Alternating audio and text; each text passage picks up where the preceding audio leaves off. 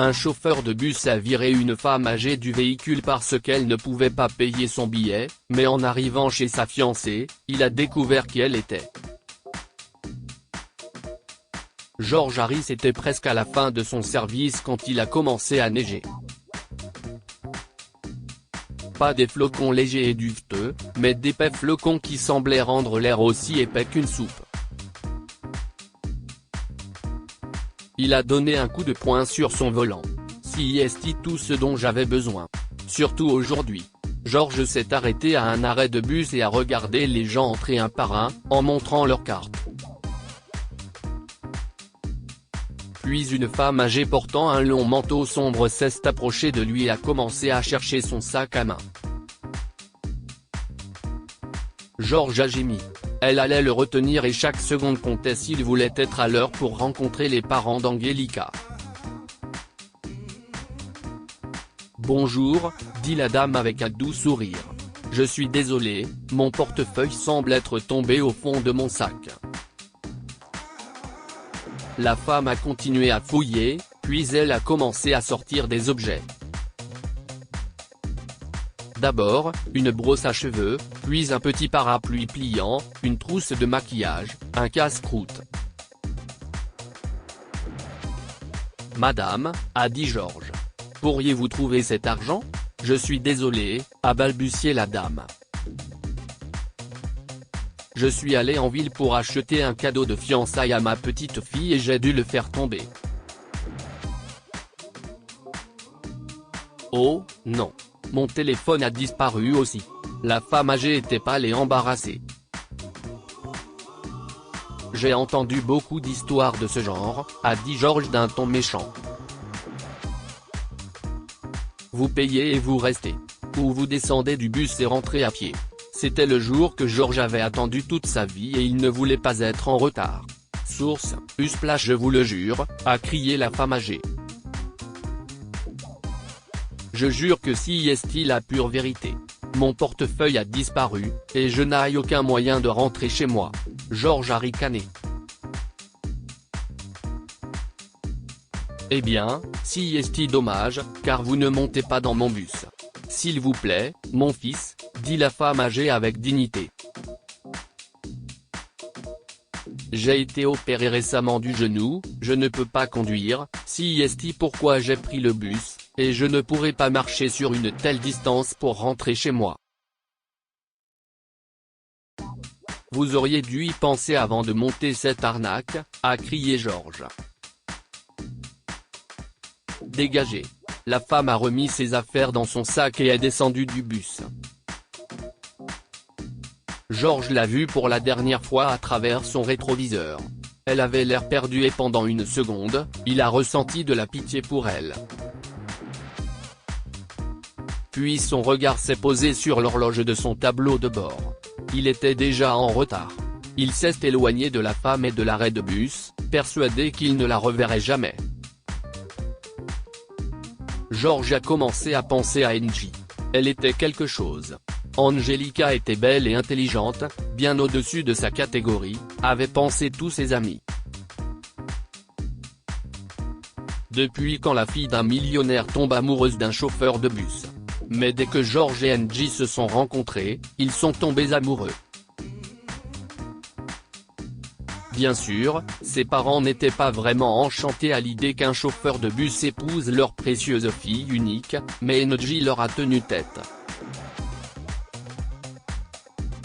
Ce soir-là, c'était la première fois qu'il rencontre la famille Westerly et il voulait faire bonne impression, ce qui signifie qu'il devait arriver à temps pour prendre une douche rapide et enfiler un costume élégant. 3/4 d'heure plus tard, George se tenait devant la porte de la magnifique maison Westerly à Tribeca, ajustant nerveusement sa cravate, puis il a sonné à la porte. « Je vais l'ouvrir. » George a entendu la voix joyeuse d'Angie hurler, puis la porte s'est ouverte, et elle était là. George la regardait fixement, puis Angie l'a pris dans ses bras. Angie lui a chuchoté à l'oreille, « Ne sois pas nerveux, je t'aime. » Angelica a conduit George dans une belle pièce où était assise une femme mince qui lui ressemblait beaucoup. La femme s'est levée et a souri de façon rigide. Vous devez être Georges, s'est-elle écriée. Je suis Meredith, la mère d'Angie. Mon mari a un peu de retard, il a dû aller chercher ma belle-mère en ville. Si est tout à fait correct, Madame Westerly, dit poliment Georges qui cherchait quelque chose à dire.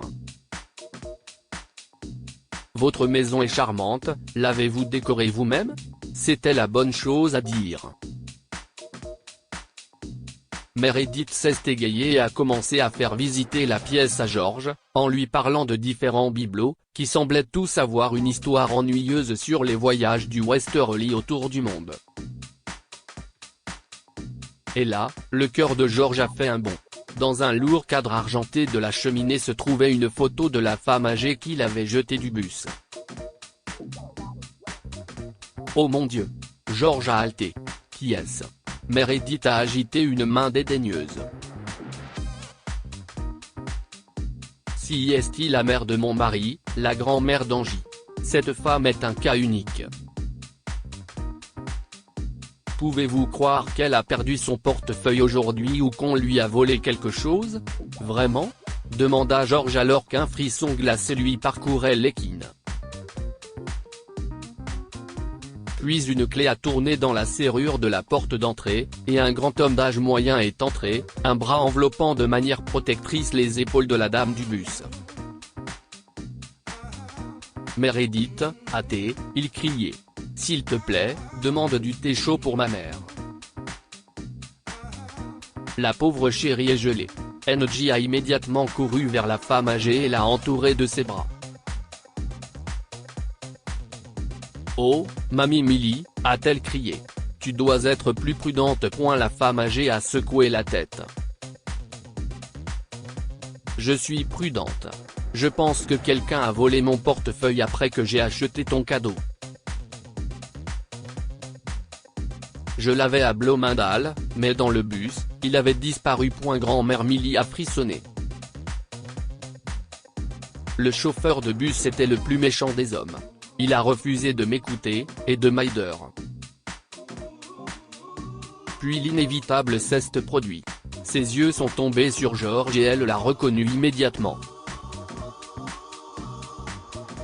Vous, a-t-elle crié. Qu'est-ce ce que vous faites ici? Si une gentille dame ne m'avait pas laissé utiliser son téléphone portable, je serais encore debout dans la neige. Angelica a froncé les sourcils. Qu'est-ce ce que tu veux dire, mamie? Demanda-t-elle, déconcertée. Si est Georges. Tu te souviens que nous allons dîner avec lui? Je ne suis pas sénile, Angie, s'est écriée la femme. Si est le chauffeur qui m'a jeté du bus dans la tempête de neige et qui m'a dit que j'étais un escroc. Angelica s'est retournée pour regarder Georges et son visage était mortellement pâle. Tu as fait ça? A-t-elle demandé. Écoute, Angie, dit Georges. J'étais en retard et je ne savais pas que c'était ta grand-mère. Les mots se sont étouffés dans sa bouche sèche. Angelica le regardait comme s'il était un étranger. Puis elle a retiré la bague de son doigt pointilleux, a-t-elle dit, en lui tendant la bague. Reprends-la. Je ne sais même pas qui tu es. Je ne t'épouserai pas. Georges a pleuré et s'est agenouillé à ses pieds. Il la supplie de lui pardonner, mais rien de ce qu'il peut faire ou dire ne la fera changer Davis. Georges était une vieille histoire, et en sortant de la maison dans la neige, il savait qu'il l'avait perdue parce qu'il n'était pas assez bien pour elle. Que pouvons-nous apprendre de cette histoire? La gentillesse ne coûte pas un centime, mais la cruauté peut vous coûter l'amour de votre vie.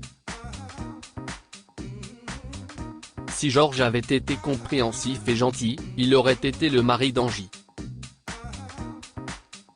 Ne jamais refuser un appel à l'aide sincère. Grand-mère Millie avait des problèmes, mais Georges était trop égoïste pour prendre le temps de l'aider et il a perdu sa belle fiancée. Partagez cette histoire avec vos amis. Elles pourraient égayer leur journée et les inspirer. Lire aussi, un SDF vole le sac à main d'une femme dans un parc et trouve une photo de sa mère à l'intérieur. Histoire du jour. Abonnez-vous à Mon Mama sur Google News.